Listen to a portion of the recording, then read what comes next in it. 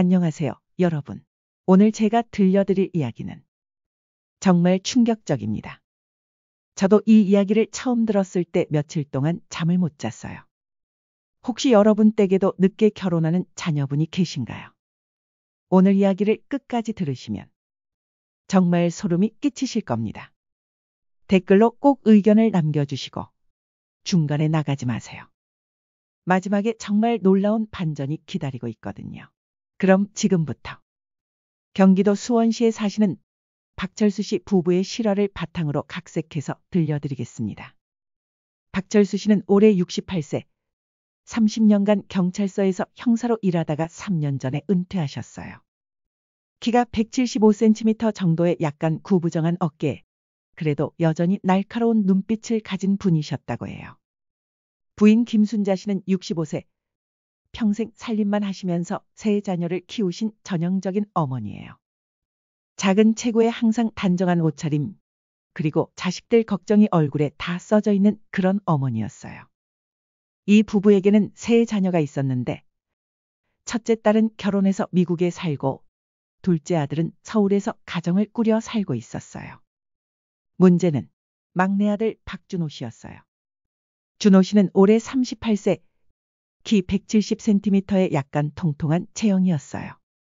성격은 내성적이고 소심한 편이라 여자친구 한 번 제대로 사귀어 본 적이 없었다고 해요. 어머니 순자 씨는 매일 아침 불상 앞에 앉아서 이렇게 기도하셨대요. 부처님, 제발 우리 막내도 좋은 인연 만나게 해주세요. 제가 살아있을 때 며느리 얼굴이라도 한번 보게 해주세요. 그러면 옆에서 듣던 철수 씨가 이렇게 말했어요. 여보, 준호 그 녀석이 워낙 소심해서 우리가 너무 재촉하면 더 위축될 것 같아. 조금 더 기다려보자. 하지만 순자 씨 마음은 그게 아니었어요. 여보, 우리 나이가 몇인데 언제까지 기다려? 다른 집 애들은 다 결혼해서 손주까지 봤는데 우리만 이렇게 애타게 기다리고 있잖아. 실제로 준호 씨는 회사에서도 만년총각으로 유명했어요. 동료들이 소개팅을 주선해줘도 번번이 어색해하다가 연락이 끊어지기 일쑤였거든요. 그런데 2023년 10월 어느 날 준호 씨에게서 갑자기 전화가 왔어요. 시간은 저녁 7시쯤이었다고 해요. 어머니, 제가 하고 싶은 얘기가 있어요. 순자 씨는 깜짝 놀랐어요. 평소 준호가 전화를 먼저 걸어오는 경우가 거의 없었거든요. 어머, 준호야? 무슨 일이야? 몸은 괜찮고? 어머니, 저 결혼하려고 해요. 순자 씨는 전화기를 놓칠 뻔했다고 해요. 뭐라고? 준호야, 너 지금 뭐라고 했니? 어머니, 제가 사귀는 사람이 생겼어요. 정말 좋은 사람이에요. 이번 주말에 집에 데리고 갈게요. 순자 씨는 너무 기뻐서 눈물이 났다고 해요. 옆에서 듣던 철수 씨도 30년 형사 생활하면서도 이런 기쁜 소식은 처음이었대요. 준호야, 그 처자는 어떤 분이니? 나이는? 직업은? 아버지, 32살이고요. 자세한 건 만나서 말씀드릴게요. 일단 만나게 해드릴게요.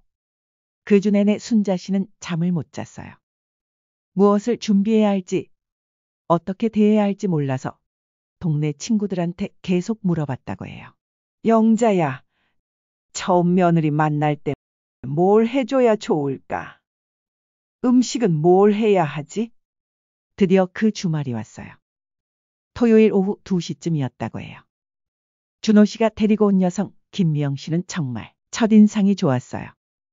키 160cm 정도의 단정한 헤어스타일, 화장도 진하지 않고 자연스럽게 했어요.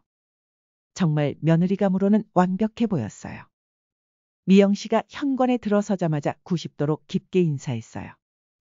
안녕하세요, 어머님, 아버님. 준호 오빠가 항상 부모님 자랑을 많이 해서 꼭 한번 뵙고 싶었어요.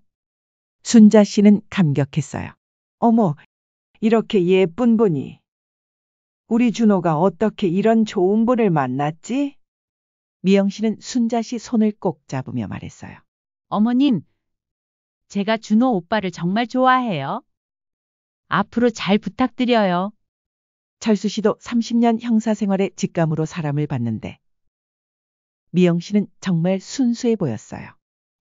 미영 씨, 우리 준호가 워낙 소심해서 잘 부탁합니다. 그날 저녁 식사 자리에서 미영 씨는 정말 완벽했어요. 어른들께 술도 따라드리고 음식 맛있다고 계속 칭찬하고 어머님, 이 김치 정말 맛있어요. 레시피 좀 알려주세요. 저도 준호 오빠한테 이렇게 맛있는 김치 해주고 싶어요. 순자 씨는 완전히 마음을 빼앗겼어요. 어머, 이 착한 아이. 준호야, 너 정말 복 받았다. 그 다음 주 준호 씨가 또 전화했어요. 어머니, 저희 다음 달에 결혼하려고 해요. 순자 씨는 깜짝 놀랐어요. 준호야, 너무 급하지 않니? 좀 더 알아보고. 어머니, 미영이가 나이도 있고 해서 빨리 결혼하고 싶어 해요. 저도 마찬가지고요. 사실 철수 씨는 좀 의아했어요. 너무 급작스럽다고 생각했거든요. 준호야, 그분 집안은 어떻게 되시니? 부모님은 뭐라고 하시고? 아버지, 미영이는 부모님이 일찍 돌아가셔서 혼자예요. 그래서 더 외로워하는 것 같아요. 순자 씨는 더욱 안쓰러워했어요. 어머, 그럼 이 아이가 얼마나 외로웠을까? 여보, 우리가 더 잘해줘야겠어. 결혼식은 정말 조촐하게 치렀어요. 하객이 10명도 안 됐고 미영 씨 쪽에서는 친구 몇 명만 왔어요. 그런데 이상한 점이 하나 있었어요.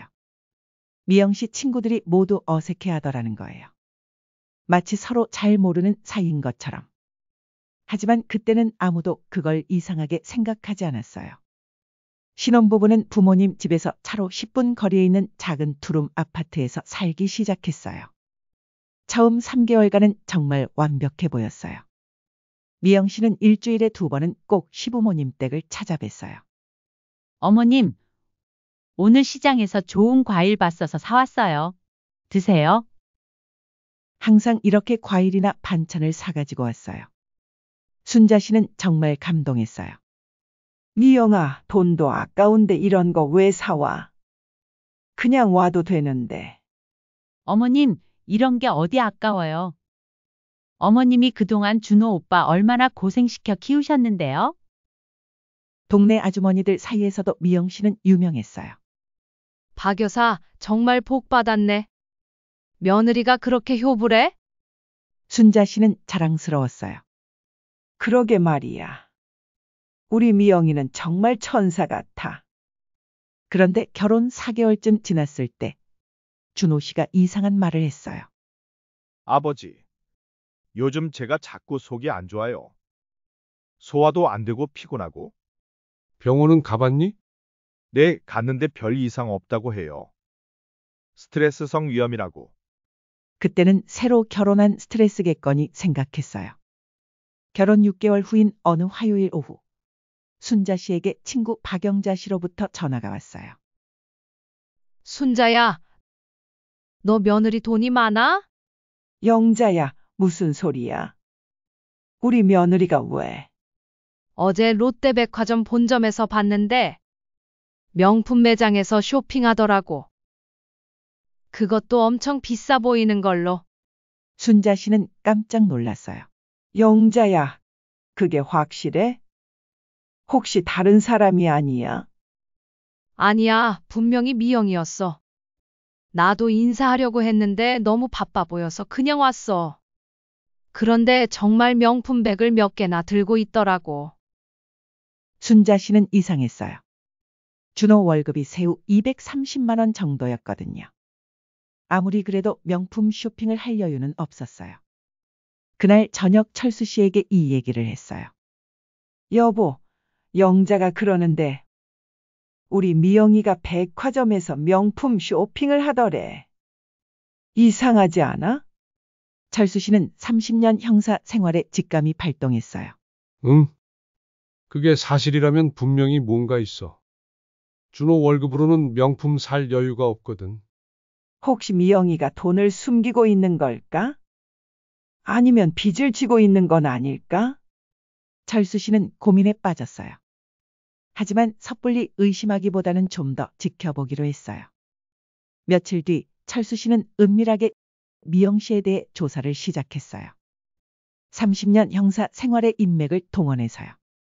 먼저 주민등록등본을 확인해 봤어요. 그런데 충격적인 사실을 발견했습니다. 미영 씨는 이전에 결혼한 적이 있었어요. 그것도 2번이나. 첫 번째 남편은 2019년에 사망, 두 번째 남편은 2021년에 사망했다고 나와 있었어요. 철수 씨는 더 자세히 조사해 봤어요. 전 직장 후배 김 형사에게 부탁했거든요. 선배님, 이거 좀 이상한데요. 첫 번째 남편은 39세에 급성위염으로 사망, 두 번째 남편은 42세에 역시 급성위염으로 사망했어요. 둘 다? 그리고 나이도 비슷하고? 네, 그리고 더 이상한 건 두 사람 다 거액의 생명보험에 가입되어 있었어요. 김미영 씨가 수혜자로 되어 있고요. 철수 씨는 소름이 끼쳤어요. 선배님, 첫 번째 남편의 어머니도 한 달 후에 똑같은 증상으로 돌아가셨어요. 그것도 김미영 씨와 함께 살던 중에요. 철수 씨는 이때 준호가 최근에 한 말이 떠올랐어요. 아버지, 요즘 제가 자꾸 속이 안 좋아요.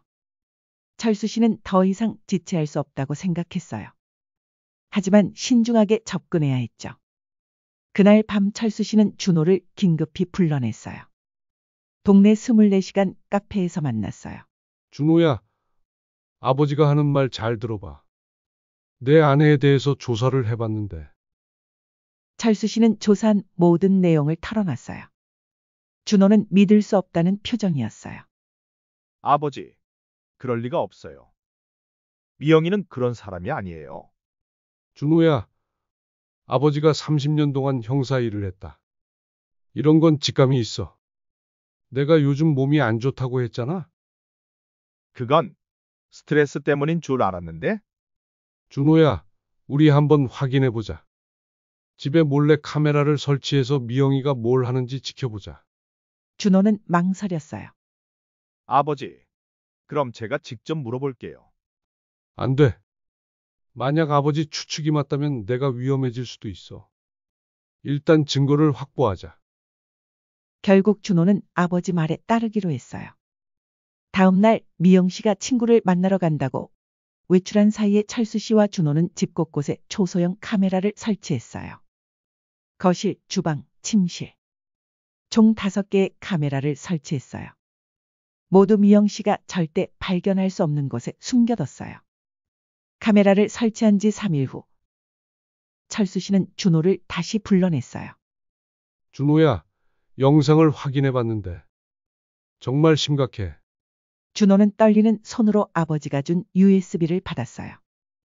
영상에는 정말 충격적인 장면이 담겨 있었어요.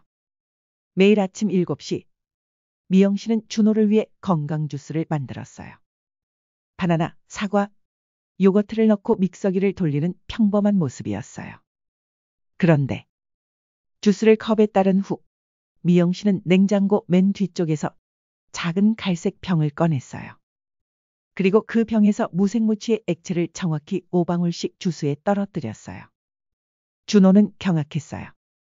아버지, 저게 뭘까요? 모르겠다.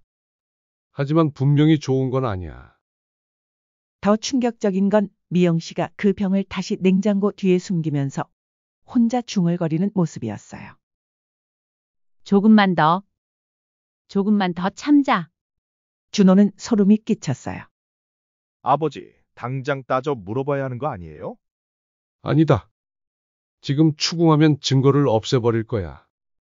우선 그 액체가 뭔지부터 확인하자. 다음 날 미영 씨가 마트에 간 사이 철수 씨와 준호는 그 갈색 병을 찾았어요. 냉장고 맨 뒤편 김치통 뒤에 숨겨져 있었어요. 철수 씨는 조심스럽게 그 액체 일부를 다른 용기에 옮겨 담았어요. 준호야, 이걸 국과수의 성분 분석 의뢰하자. 그리고 철수 씨는 또 다른 계획을 세웠어요. 미영이가 평소에 어디서 뭘 하고 다니는지도 알아봐야겠어. 며칠 뒤 미영 씨가 친구 만나러 간다 고 외출했을 때 철수 씨는 조심스럽게 미행을 시작했어요. 30년 형사 생활의 경험을 살려서 절대 들키지 않게 따라갔어요. 미영 씨는 지하철을 타고 강남역으로 향했어요. 그리고 롯데 백화점으로 들어갔어요. 철수 씨는 멀찍이서 지켜봤어요. 미영 씨는 명품 매장들을 돌아다녔어요. 하지만 이상한 점이 있었어요. 예전처럼 물건을 사지 않고 그냥 구경만 하더라는 거예요. 마치 돈이 없는 것처럼. 가방을 들여다보고 구두를 신어보고. 하지만 결국 아무것도 사지 않고 나왔어요. 그 표정이 정말 아쉬워하는 표정이었다고 해요. 철수 씨는 이상함을 느꼈어요. 예전에는 명품을 막 샀다는데 지금은 구경만 하고 있다니. 집으로 돌아온 철수 씨는 후배 김영사에게 다시 연락했어요. 김영사, 김미영이 받은 보험금이 얼마나 되는지 알 수 있을까? 선배님, 조사해봤더니 첫 번째 남편 보험금이 3억, 두 번째 남편이 2억 5천, 그리고 첫 번째 시어머니 보험금이 1억이에요. 총 6억 5천만 원? 네, 그런데 은행 거래 내역을 보니까 명품 구매, 해외여행, 투자 실패로 거의 다 써버린 것 같아요. 현재 통장 잔고가 500만 원도 안 돼요. 철수 씨는 모든 퍼즐이 맞춰지는 걸 느꼈어요. 그러니까 돈이 떨어져 가니까 준호를 노린 거구나. 그날 밤 철수 씨는 순자 씨에게 모든 상황을 설명했어요. 여보, 설마? 우리 미영이가 그럴 리 없어. 그렇게 착한 아이가. 여보, 증거가 다 있어. 그리고 성분 분석 결과도 곧 나올 거야. 순자 씨는 믿고 싶지 않았지만 남편의 30년 경험을 믿지 않을 수 없었어요. 이 틈에 철수 씨는 미영 씨의 전 남편들 사망 사건을 자세히 조사해 봤어요. 첫 번째 남편 이진수 씨, 당시 39세. 건축회사에 다니는 평범한 직장인이었어요. 선배님, 이진수 씨는 결혼 전까지 건강했는데 결혼 8개월 후부터 계속 속이 안 좋다고 병원을 다녔어요. 그래서 의사들은 스트레스성 위염이라고 진단했는데 약을 먹어도 계속 악화되다가 결국 급성 위염으로 사망했어요. 두 번째 남편 박영호 씨도 마찬가지였어요. 박영호 씨도 결혼 전까지는 건강했는데 결혼 6개월 후부터 같은 증상이 시작됐어요. 더 충격적인 건 첫 번째 시어머니 이야기였어요. 첫 번째 시어머니 박정자 씨는 아들이 죽은 후 미영 씨와 함께 살았는데 한 달 만에 같은 증상으로 돌아가셨어요. 철수 씨는 소름이 끼쳤어요. 그럼 미영이가 셋 다 죽인 거야? 그럴 가능성이 높아요. 그런데 당시에는 단순 병사로 처리됐어요. 이때 성분 분석 결과가 나왔어요. 국과수에서 온 전화를 받은 철수 씨의 얼굴이 창백해졌어요. 형사님, 이 물질 정말 위험한 독성 물질이에요. 어떤 건가요? 메틸알코올 기반의 독성 물질인데 소량씩 장기 복용하면 급성 위염과 같은 증상을 일으키면서 서서히 장기를 손상시켜요. 그럼 죽을 수도 있다는 건가요? 네, 지속적으로 복용하면 결국 사망에 이를 수 있어요. 그런데 증상이 일반적인 위장 질환과 비슷해서 발견하기 어려워요. 철수 씨는 즉시 준호에게 전화했어요. 준호야, 당장 집에 오너라.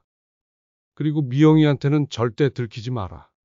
30분 후 준호가 부모님 집에 왔을 때 얼굴이 새파랗게 질려 있었어요. 아버지, 제가 정말 죽을 뻔한 거예요? 그래. 그런데 다행히 아직 시간이 있어. 지금 당장 병원 가서 정밀검사 받아봐.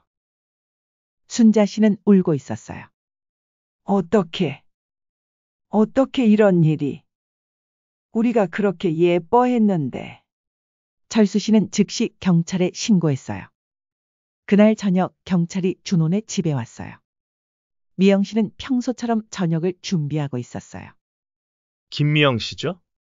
살인 미수 혐의로 체포합니다. 미영 씨는 순간 당황했지만 곧 태어난 척했어요. 뭔 소리예요?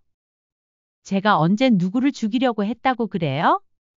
경찰이 영상 증거와 독성 물질을 보여주자 미영 씨의 얼굴이 변했어요. 하지만 끝까지 부인했어요. 그건 남편 건강을 위한 영양제예요. 제가 왜 남편을 해치려고 해요? 그때 준호가 나타났어요. 미영아, 왜 그랬어? 내가 뭘 잘못했길래? 미영 씨는 준호를 보더니 갑자기 웃기 시작했어요. 정말 소름 끼치는 웃음이었다고 해요. 하하, 늦었네. 조금만 더 먹이면 그제서야 본색을 드러냈어요. 경찰서에서 조사받을 때 미영 씨는 모든 걸 자백했어요. 네, 맞아요. 저는 이미 3명을 죽였어요. 준호도 죽이려고 했고요. 담당 형사가 물었어요. 왜 그랬습니까? 돈 때문입니까? 미영 씨는 차가운 표정으로 대답했어요. 처음에는 돈 때문이었죠? 하지만 점점 재미있어졌어요. 재미있다고요? 남자들이 서서히 약해지는 모습을 보는 게, 그리고 주변 사람들이 걱정하는 모습을 보는 게, 정말 소름 끼치는 대답이었어요. 더 충격적인 건 미영 씨가 준호를 선택한 이유였어요. 준호는 완벽한 타깃이었어요. 소심하고 의심할 줄 모르고 부모님까지 있으니까 더 재미있을 것 같았거든요. 부모님까지요? 준호 죽인 다음에는 시어머니도 같이 살면서 똑같이 해치울 생각이었어요. 순자 씨가 이 말을 들었다면 기절했을 거예요. 하지만 여러분, 여기서 진짜 반전이 시작됩니다. 경찰이 미영 씨의 과거를 더 자세히 조사하면서 충격적인 사실이 밝혀졌어요. 미영 씨에게는 정말 비극적인 어린 시절이 있었던 거예요. 김미영 씨, 당신의 본명은 김미영이 아니죠? 미영 씨의 표정이 굳어졌어요. 본명은 김유진이고 15년 전에 개명했죠? 경찰 조사 결과 미영 씨의 진짜 이름은 김유진이었어요. 그리고 그녀에게는 정말 끔찍한 과거가 있었던 거예요. 유진은 어릴 때 아버지가 교통사고로 돌아가셨어요. 그때 유진이 7살이었어요. 어머니는 혼자 아이를 키우기 힘들어하다가 3년 뒤 재혼을 했어요. 새아버지는 처음에는 유진에게 잘해줬어요. 유진아, 아빠가 앞으로 잘해줄게. 하지만 어머니가 새아버지와의 사이에서 아들을 낳은 후 모든 게 바뀌었어요. 새아버지는 점점 유진을 괴롭히기 시작했어요. 인연이, 내가 있으니까 우리 가정에 평화가 없어. 음식도 제대로 주지 않고 심지어 폭행까지 했어요. 더 끔찍한 건 성추행까지 했다는 거예요. 유진이 어머니에게 말하면 유진아, 내가 잘못 본 거야. 아빠가 그럴 리 없어. 친어머니는 새 가정을 지키기 위해 딸을 외면했어요. 유진은 15살까지 그런 지옥 같은 생활을 견뎠어요. 그러다가 결국 집을 나왔어요. 그 후 유진은 정말 힘든 시간을 보냈어요. 아르바이트를 하며 겨우겨우 살아갔어요. 20대 초반에는 성인 업소에서 일하기도 했고 때로는 나쁜 남자들에게 이용당하기도 했어요. 그런 과정에서 남자들에 대한 증오심이 쌓여갔던 거예요. 남자들은 다 똑같아.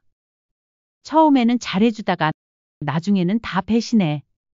유진이 25살 때 처음으로 나이 많은 남자와 만났어요. 그게 첫 번째 남편 이진수 씨였어요. 진수 씨는 정말 유진을 아껴줬어요. 과거를 묻지도 않고 결혼까지 해줬어요. 처음에는 유진도 행복했어요. 이번에는 정말 잘 될 것 같아? 하지만 결혼 몇 달 후 진수 씨가 술에 취해서 실수로 유진을 밀친 적이 있었어요. 별것 아닌 일이었지만 유진에게는 어린 시절의 트라우마가 되살아났어요. 역시 남자들은 다 똑같아. 결국 나를 해치려고 하는구나. 그때부터 유진은 복수를 계획했어요. 인터넷에서 독성 물질에 대해 연구하고 어떻게 하면 들키지 않고 사람을 죽일 수 있을지 공부했어요. 그리고 첫 번째 살인을 저질렀어요. 진수 씨가 죽고 나서 유진은 이상한 쾌감을 느꼈다고 해요. 이제 내가 승리했어? 남자들을 내 마음대로 조종할 수 있어. 첫 번째 살인 후 유진은 자신만의 패턴을 만들었어요. 1단계 외로운 중년 남성을 타겟으로 선정. 2단계 완벽한 며느리 연기로 신뢰 획득. 3단계 서서히 독을 먹여서 건강 악화. 4단계 사망 후 보험금 수령. 두 번째 남편 박영호 씨도 똑같은 방식으로 죽였어요. 더 악랄한 건 시어머니들까지 죽인 이유였어요. 시어머니들이 나를 친딸처럼 사랑한다고 했잖아요. 그럼 나처럼 버림받는 기분을 느껴봐야죠. 정말 비뚤어진 복수심이었어요. 그리고 준호를 만났을 때 이번에는 더 재미있게 해봐야겠어? 전직 형사 아버지까지 있으니까 더 스릴 있을 것 같아? 유진은 준호 가족을 하나씩 죽일 계획이었어요. 먼저 준호, 그 다음 순자 씨, 마지막에는 철수 씨까지. 다행히 철수 씨의 직감으로 막을 수 있었지만 정말 아찔한 순간이었어요. 재판에서 유진은 끝까지 반성하지 않았어요. 피고인은 반성의 기미를 보이지 않고 극도로 반사회적 성격을 드러내고 있습니다. 유진의 변호사가 불우한 어린 시절을 참작해 달라고 했지만 어떤 이유든 무고한 생명을 빼앗을 권리는 없습니다. 최종 판결은 무기징역이었어요. 선고를 들은 유진은 오히려 웃었다고 해요. 하하. 그래도 3명은 죽였으니까 본전은 뽑았네. 정말 끔찍한 말이었어요. 현재 유진은 여자 교도소에서 복역 중이고 가석방 가능성은 거의 없다고 해요. 준호 씨는 바로 병원에서 정밀검사와 치료를 받았어요. 다행히 독성 물질이 치명적인 수준까지는 축적되지 않았어서 완전히 회복할 수 있었어요. 더 늦었다면 정말 위험했을 거예요. 준호는 한동안 정신적 충격으로 고생했어요. 아버지, 제가 사람 보는 눈이 정말 없나 봐요. 준호야, 내 잘못이 아니야. 그 여자가 너무 교활했던 거지. 순자 씨도 한동안 사람을 믿지 못했어요. 어떻게 그렇게 착해 보이던 아이가. 정말 사람 마음이 무서워. 하지만 가족들의 사랑으로 조금씩 회복되고 있다고 해요. 이 사건을 담당했던 프로파일러는 이렇게 분석했어요. 김미영. 전형적인 연쇄살인범의 특징을 보입니다. 어린 시절의 트라우마가 성인이 되어 극단적인 복수심으로 변한 케이스죠. 정신과 전문의는 이렇게 말했어요. 반사회적 성격장애와 함께 사이코패스적 성향을 보입니다. 치료 가능성은 거의 없어 보입니다. 철수 씨는 이 사건 후 이렇게 말했어요. 30년 형사 생활하면서도 이렇게 치밀하고 악랄한 범죄자는 처음 봤어. 정말 소름 끼쳤지. 여러분, 이 사건에서 우리가 배울 수 있는 교훈들이 있어요. 첫째, 아무리 급해도 상대방의 과거를 확인하는 것이 중요합니다. 요즘은 인터넷으로도 어느 정도 신상 확인이 가능해요. 결혼 전에는 반드시 확인해 보세요.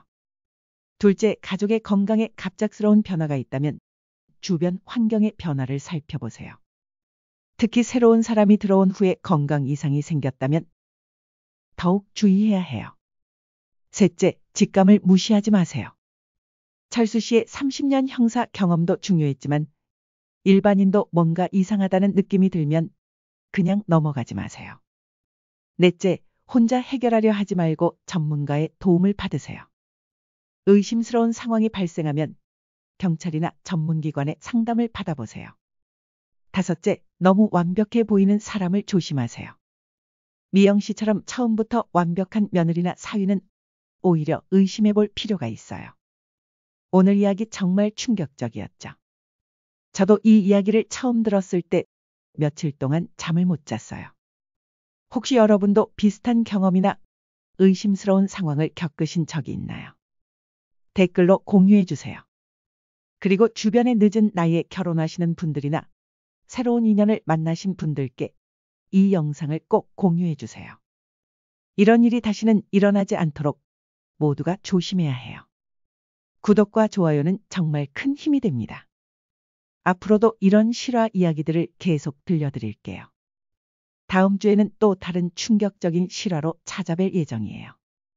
여러분의 안전과 건강이 가장 중요해요. 항상 조심하시고 안녕히 계세요.